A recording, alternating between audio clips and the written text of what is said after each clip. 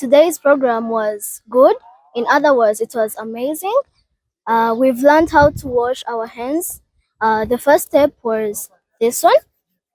The second step was this one. The third one was this one. Then the fourth one, this one. The fifth, and at last the sixth. Uh, Most of us did not know how to wash hands well, but this one was a very good opportunity for us to learn how to wash our hands. And they've taught us good things. We wish when they come back here, they shall teach us good things again as what they've done today. Uh, the school name is Ecole Praisir.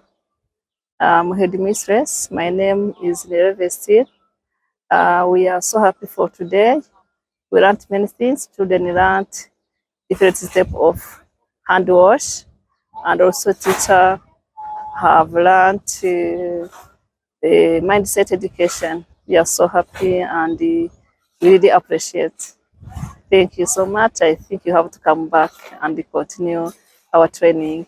This is the beginning. We want you to continue. You are welcome back. Thank you.